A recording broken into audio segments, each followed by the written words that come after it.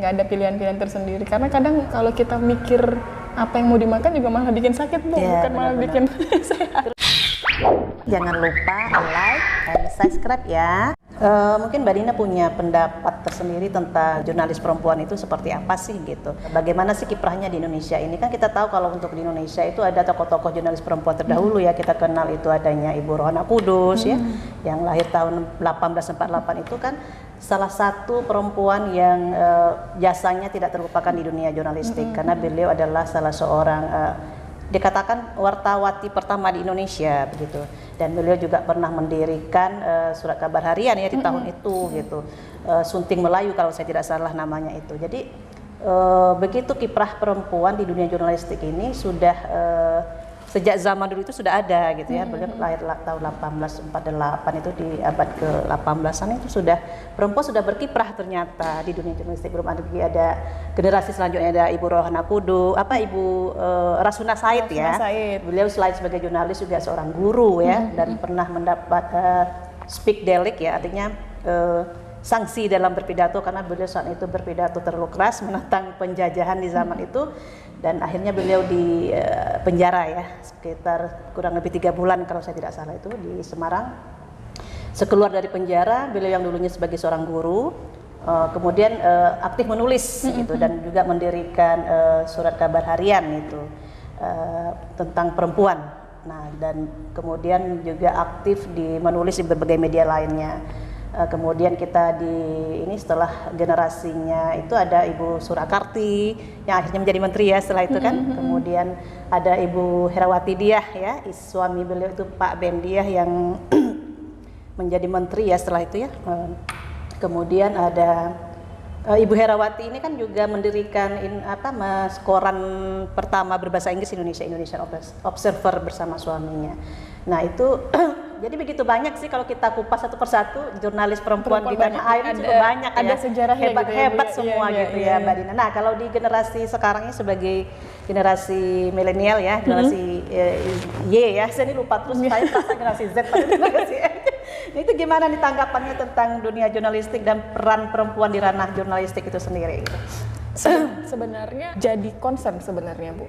Mungkin beberapa tokoh yang sudah muncul ke publik atau beberapa tokoh yang memang sudah terkenal itu perjuangannya mungkin nggak sama kayak kita gitu ya, yang nggak sama yang kayak jurnalis dulu di zamannya tersendiri saat itu ya. Iya.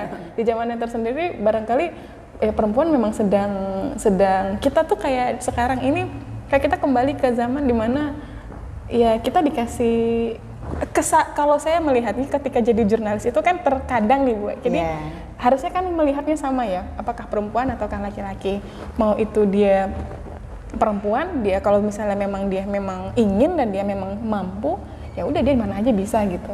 Tapi kan terkadang banyaknya perempuan ya kalau nggak di politik pemerintahan untuk nulis, kita di ekonomi deh gitu. Jarang ada beberapa jurnalis perempuan yang memang dilihat itu di hukum kriminal dan lain-lain gitu kan, agak jarang gitu. Walaupun ada pun satu. Jadi saya nggak bisa. Kita kok kayak perempuan itu memang padahal kita punya potensi besar gitu. Kalau bagi saya Bu ya, untuk perempuan tadi kita kalau kita balik ke sejarah kan sebenarnya perempuan punya potensi besar, hanya saja terkadang ya masih faktor, ya masih ada barangkali yang patriarki itu masih ada gitu Bu. Tapi jujur kalau saya sebenarnya untuk jurnalis lebih agak mudah sedikit sih Bu. Dulu saya kecil itu suka ngelihat Rosiana Siralahi. Mbak Rosi ya. Iya, Mbak Rosi itu masih di Liputan 6 petang waktu SCTV itu. ya. Iya, SCTV yang sekarang udah jadi redaksi Pimretnya Kompas. Desi Anwar. Kompas TV. Desi Anwar. Desi Anwar. Terus saya lebih besar sedikit. Saya orang tua di rumah tuh suka nonton waktu itu TV One masih saya nggak bilang kayak sekarang, tapi waktu itu TV One masih oke lah gitu untuk ditonton sama saya masih memilih untuk nonton TV One walaupun sekarang saya mungkin karena YouTube ya Bu ya, saya lebih nonton sama dulu pecinta TV One. Nah, jadi saya lebih memilih untuk nonton channel Bu Witra daripada nonton TV One gitu. Jadi sanggung ya.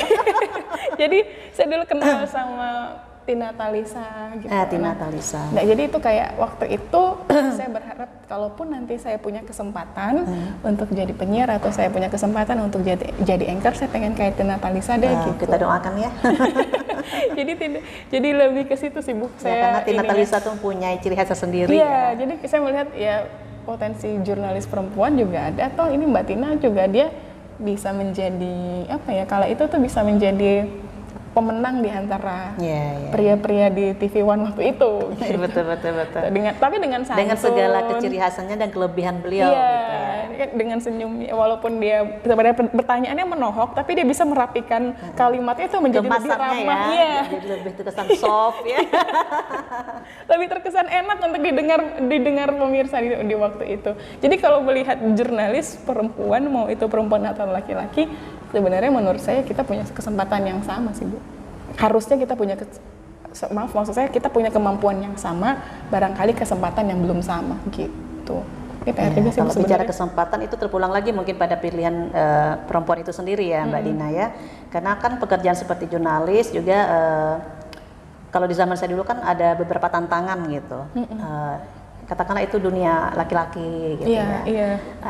Belum banyak perempuan saat itu yang menjadi jurnalis perempuan karena berbagai risiko dan lain sebagainya. Itu kan konstruksi yang ada di masyarakat kita, sehingga kalimat-kalimat yang mengatakan apa nggak takut tuh jadi wartawan, kan biasa pulang malam kadang subuh gitu ya. Biasa nggak pulang kadang nggak pulang ya. Gitu. Kadang diinstruksikan oleh Korlip ya, kalau zaman kita dulu ada Korlip namanya koordinator liputan, harus ke sana tengah malam dan lain sebagainya. Nah kita kan harus siap, artinya bekerja sebagai seorang jurnalis kan siap 24 jam, artinya bukan 24 jam standby di kantor, tapi standby ketika ditugaskan untuk meliput suatu kejadian yang penting, yang mendadak dan sebagainya. Nah hal-hal seperti itu mungkin yang oleh culture kita, yang kita orang Timur ini yang katakanlah belum sepenuhnya dapat terima gitu ya.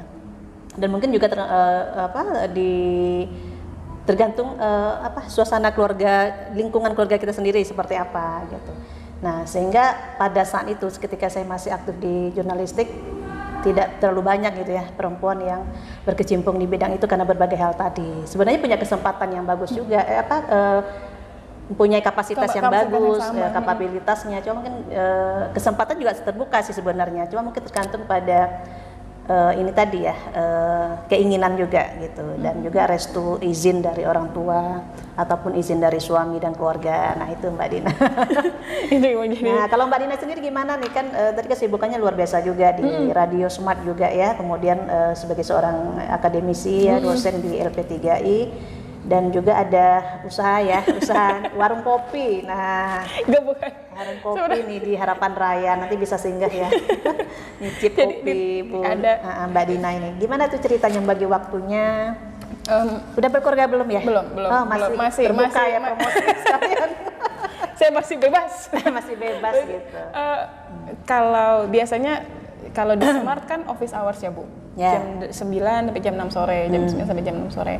Cuma mungkin agak spesial di hari Sabtu, saya masuk jam 6 sore, baru pulang di jam 12 malam karena memang untuk jam 12 malam? Iya, siaran.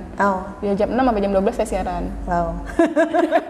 Terus kemudian kalau untuk ngajar kan belum dapat seharian gitu Bu, maksudnya belum dapat tempat yang belum dapat home base yang memang dari pagi sampai malam atau dari pagi sampai sore gitu belum. Jadi biasanya saya dapat konfirmasi dulu dari kampus, dari LP3I biasanya ini kamu bisa ngajarnya di hari apa aja misalnya gitu. Artinya nggak masuk tiap hari ya ngajar? Sekarang itu saya ngambil Senin, Rabu, Sabtu. 3 kali seminggu ya? 3 kali seminggu, jadi itu full day di sana apa ada jam khusus? Jam khusus. Enggak, kalau full day itu masih di Smart. Jadi ini berarti kalau hari Sabtu saya nggak bisa masuk malamnya gitu. Maksudnya saya nggak bisa ngisi di atas jam 5. Berarti saya ngisinya di pagi jam 8 kah atau di jam 8 atau jam, pokoknya saya di jam 6 sore saya punya tanggung jawab untuk Smart gitu. Iya. Berarti ini hari kan Sabtu tadi ngajar ya Mbak ya? Tadi pagi ngajar. Berarti nanti ini lanjut lagi nanti di jam 6 sore. Berarti waktunya udah ada pos-pos tersendiri. Tapi kalau nanti di hari Senin dan Rabu berarti saya nanti titipannya kalau Senin sampai Jumat saya masih punya tanggung jawab untuk Smart sampai jam 6 sore.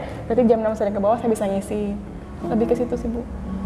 Terus kalau nanya yang tadi warung kopi, sebenarnya bukan warung kopi. Jadi kopinya punya Mas, ada yang punya itu Tenang Seruput itu punya Mas Tono, yang dia memang kayaknya bapak-bapak yang hobi kopi harus nyoba kopi nira di sana.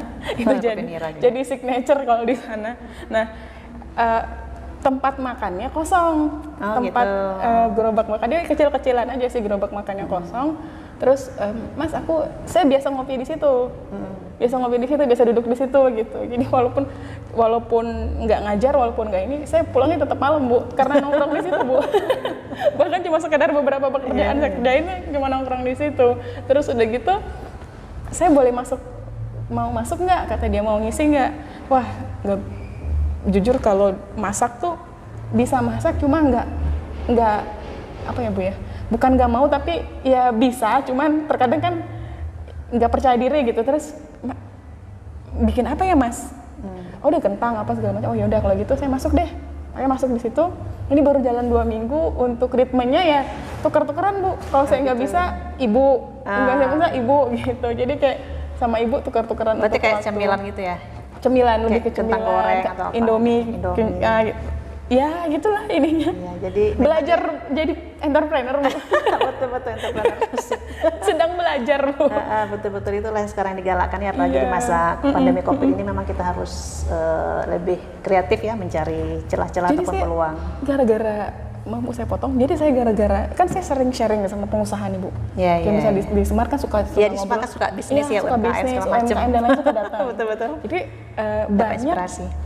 Sebenarnya nggak dapat inspirasi dari sana, Bu. Saya cuman kayak ketulah gitu loh, Bu. Oh gitu. Jadi setiap saya nanya sama pengusaha, mereka tuh selalu ngomongnya gini, mulai aja dulu. Nah, saya tuh selalu ngedenial tuh kayak, namanya orang mulai kan kita harus punya modal. Iya, modal gitu. Segala macam. Kalau dalam beberapa pengusaha, Bu, yang saya share itu, pokoknya intinya mau aja. Pokoknya ini berani. Iya, intinya mau berani aja. Terus saya bilang, kenapa sih orang-orang tuh kayaknya gampang banget gitu? Padahal sebenarnya nggak gitu loh. Susah loh gini gitu. Jadi setiap ada pengusaha, saya tuh kayak luar biasa ya, mereka tuh maksudnya termotivasi ya. Iya, termotivasi. Cuman saya terkadang saya nggak mampu gitu. Saya nggak mampu. Jadi nggak mampu di bidang apanya ini? Nggak mampu di bidang yang ya udah mulai aja dulu gitu. Mulai aja dulu gitu ya. Namanya pengusaha beda loh, saya bilang gitu kan. Saya suka share gitu. Mentalnya pengusaha itu beda loh, Mas, Mbak, saya bilang. Orang kalau misalnya pengusaha itu nggak sama kayak yang saya gajian. Ya, benar. Orang yang nggak sama yang saya ini, nggak sama. Saya bilang mentalnya beda, dia harus siap rugi gitu. Terus ada yang nge-share, dia bilang, Mbak, yang namanya mental itu terbangun kalau kita mulai. Itu selalu aja, Bu, yang begitu. Pokoknya intinya dari pengusaha itu mulai ya. Nah, akhirnya gara-gara itu waktu itu saya karena ditawarin, Din, kalau nggak cepet masuk itu nanti ada yang masuk katanya. Gitu. Saya langsung diskus sama ibu. Jadi tambah ini ya, tambah pusing gimana gitu. Terus coba aja dulu ini masuk. Ya udah beli aja dulu ininya, nggak usah terlalu banyak, nanti sambil jalan kita tambah lagi menunya gitu. Akhirnya malam diskusi sama ibu, besok paginya ya udah kita beli kompor, kita beli cepat ini. Ya pemirsa. dan saya udah mulai bermental pengusaha ya. akhirnya untuk penonton YouTube tuh akhirnya saya nggak bisa denial lagi. Kalimat yang mulai aja dulu itu bener, Bu. Itu saya rasakan sekarang. Jadi kayak ya udah, kalau misalnya emang sudah niat, sudah bisa mulai, ya itu nanti akan berjalan dengan sendirinya. Tapi kan gini loh, Mbak Dina, kan mulai saja dulu. Oke, kita udah termotivasi oleh kalimat itu, kita mulai langsung. Nah, tapi kan untuk sebuah kata mulailah dulu kan ada konsekuensinya. Misalnya kan harus berkorban waktu juga, betul. Gitu kan. Betul. Waktu, pikiran, bagaimana sih untuk tetap eksis di mulailah saja dulu ini gitu. Nah, itu Mbak Dina sendiri gimana itu? Akhirnya dia agak berkorban sih, Mas. Iya kan, waktu, pikiran dan waktu agak berkorban. Terus tenaga juga agak berkorban. Jadi lebih berapa kali lipat gitu, Bu. Terus kalau misalnya pulang itu bikin apa lagi ya? Kayaknya orang udah mulai bosan atau kayaknya ini ada sesuatu nih buat nambah gitu. Emang banyak yang dikorbankan. Ternyata benar. Tapi itu tantangan ya. Tantangan itu sendiri gitu, yang justru memacu kita untuk lebih maju lagi ya. Jadi emang benar-benar jadi pengusaha itu nggak mudah, Bu. Jadi entrepreneur itu nggak mudah. Makanya kan jadi nggak segampang itu gitu. Makanya kan angka untuk menjadi pelaku UMKM di Indonesia kan masih relatif kecil ya dibandingkan dengan negara lain gitu. Karena ya emang memang tidak mudah juga ternyata. Modal juga, maksudnya modal juga tuh nggak banyak Bu, saya nggak banyak, tabungan itu nggak banyak. Jadi ya udah yang ada aja berapa nanti diatur lagi gitu. Jadi sambil jalan kalau misalnya udah habis. Tapi alhamdulillahnya saya udah belajar. Ini kentang udah berapa kali order Bu, kentang goreng doang. Oh, itu kentang goreng.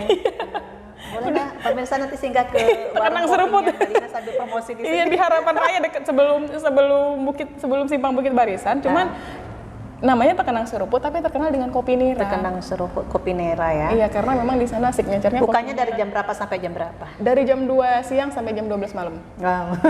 Memang tempat nongkrongnya. Itu biasanya anak muda kah atau bapak-bapak. Bapak-bapak ya. Mostly itu lebih, kalau saya selama hampir 2 minggu saya di situ, sebelumnya juga saya duduknya di situ kan udah berapa lama, rata-rata emang bapak-bapak yang memang kopinya beda dari yang lain karena dia memang agak strong Bu. Kopinya itu kalau boleh tahu dibawa dari mana itu ya? Dari Aceh atau dari Ngobrolnya mana? kemarin dari Payakumbuh sih katanya, bijinya doang, tapi strongnya luar biasa. Jadi kayaknya hanya yang emang benar-benar dia penikmat kopi yang dia akan balik lagi Bu, karena menemukan rasa itu tadi. Betul, itulah apa ya, spesialnya sebuah rasa. Iya. Pasti akan dicari. Iya, menarik sekali ya Mbak Dina ya.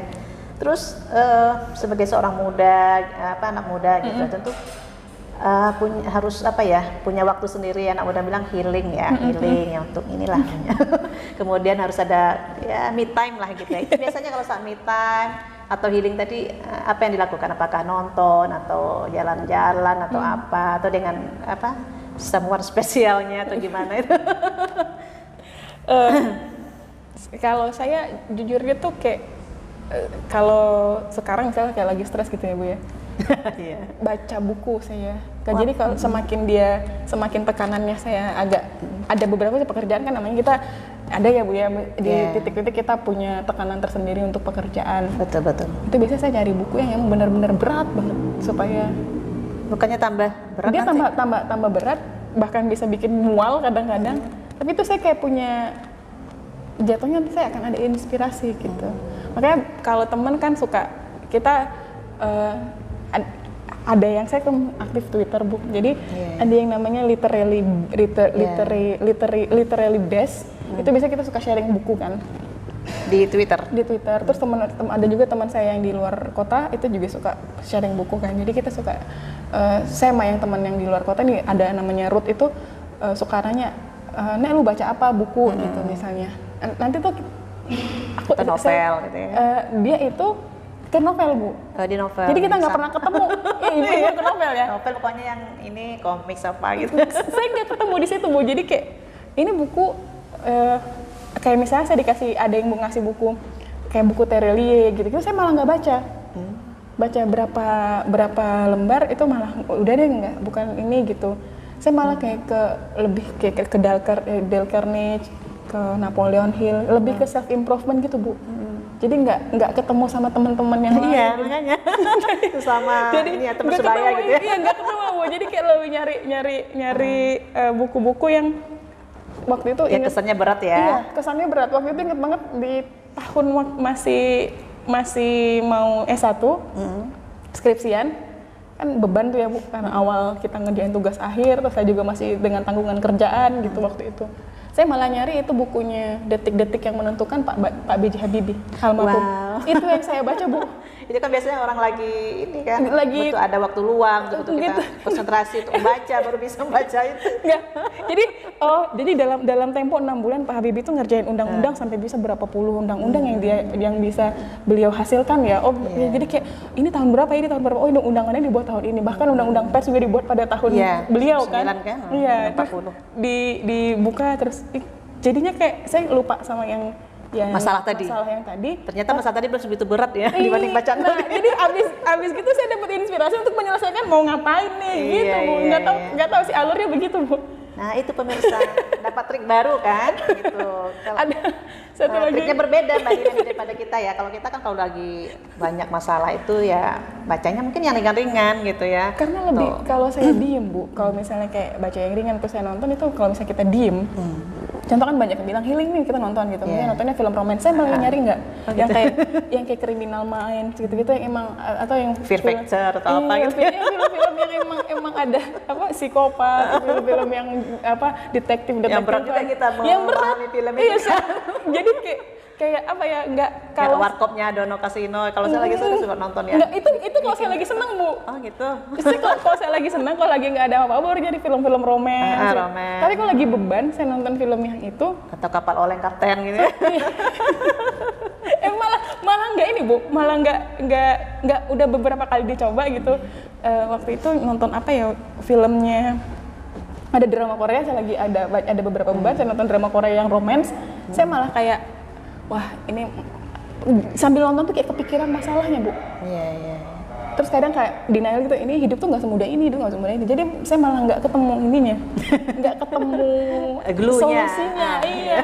Kalau yang agak susah saya malah ketemu gitu. Nggak tahu sih gimana bisa gitu, cuman saya lebih memilih untuk mual, baca yang sulit mual, tapi saya dapat ada sesuatu yang saya dapat gitu. Berat itu tadi ya, yang menurut kita kebanyakan itu berat gitu kan. Terus Mbak Dina justru dari situ dapatkan solusinya dari permasalahan yang sudah dihadapinya tadi gitu. Kalau kita kan kebanyakan kita kalau udah ini kan kalau sebaya saya kan mungkin dulu baca Bobo gitu ya, terus saya juga baca dulu Bu, gitu ya, saya baca itu, tapi itu waktu kita gitu kan? sedang senang saya mau.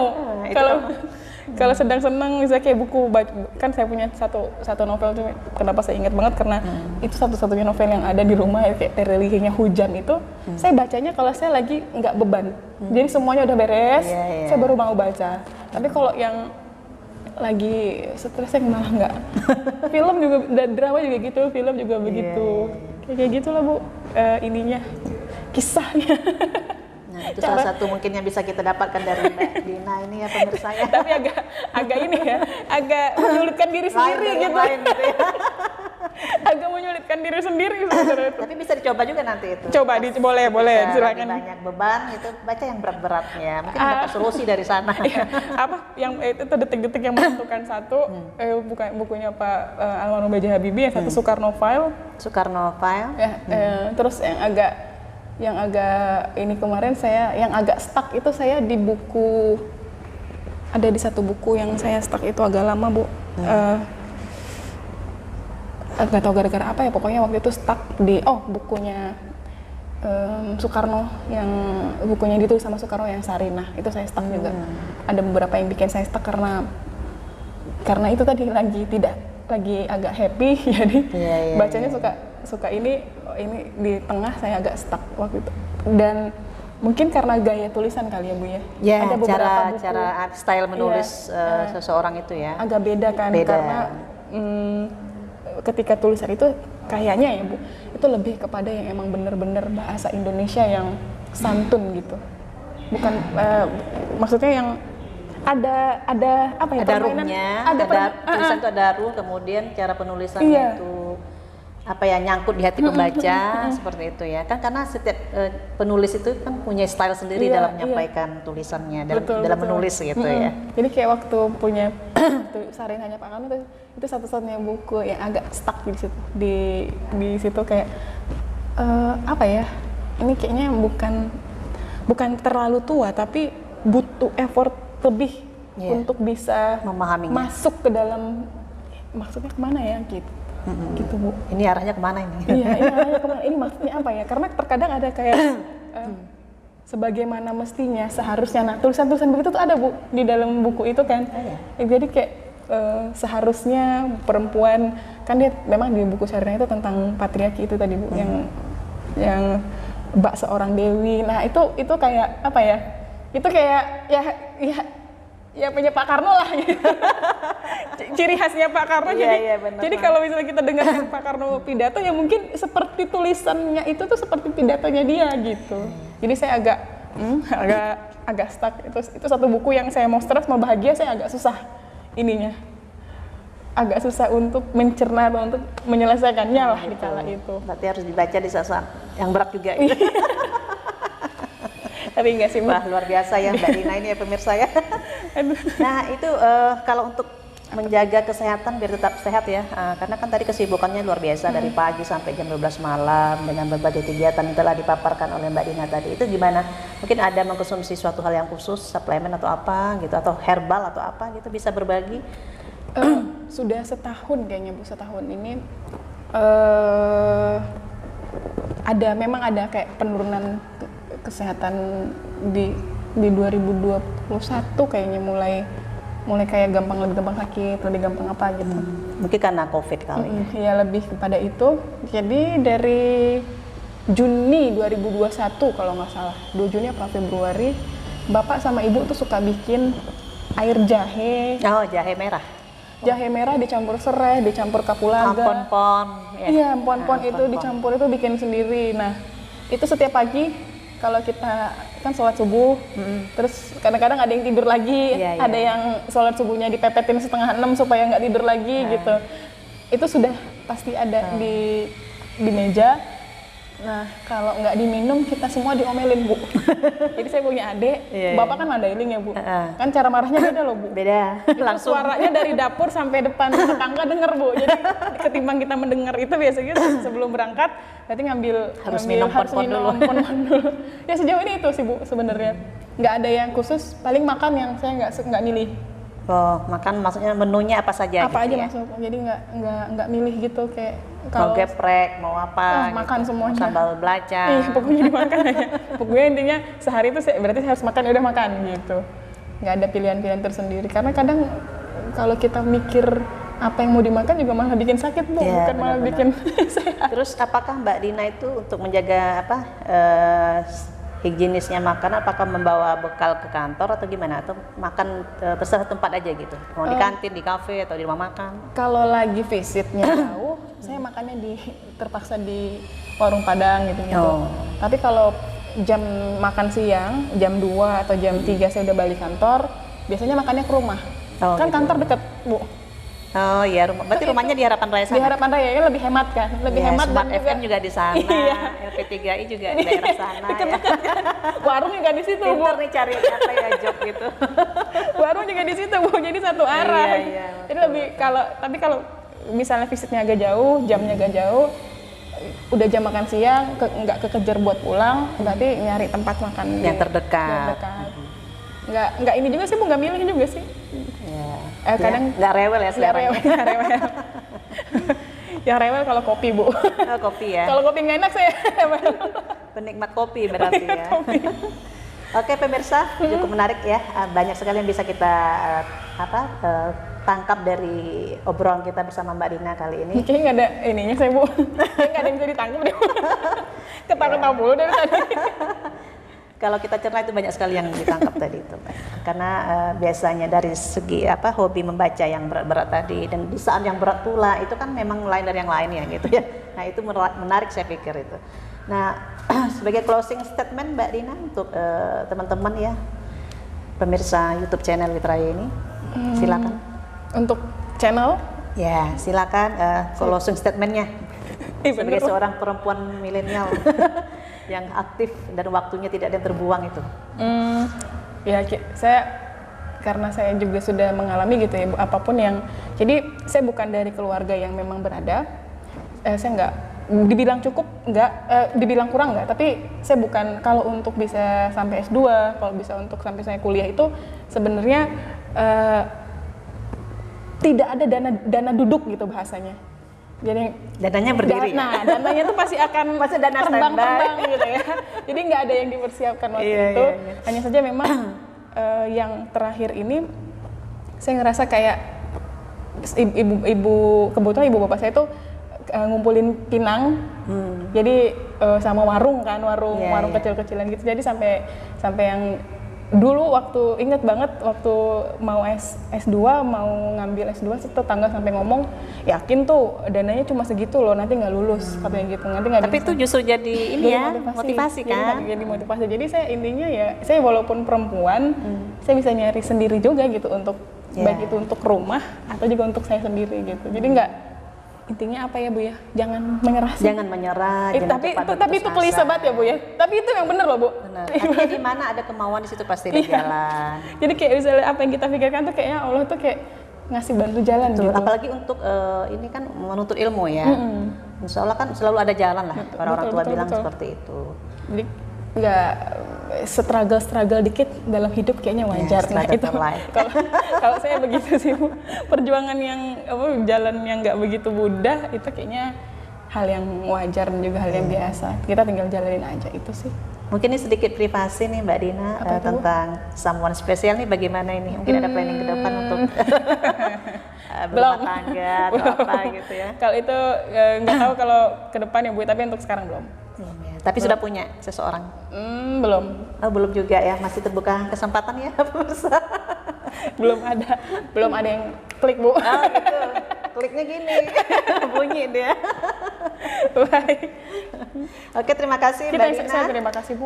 Terima kasih telah hadir di sini. Maaf kalau ngerusak nanti ya Bu ya. Iya. Maaf kalau saya ngerusak channelnya nanti ya. Enggak, malah ini kok menambah nuansa.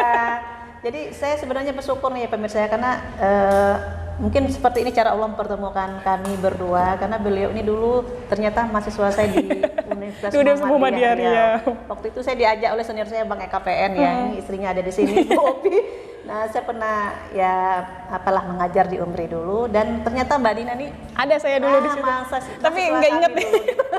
Jadi bangga juga sih ya sebagai seorang mantan gurunya Mbak Dina melihat beliau sekarang seperti ini dengan pencapaiannya.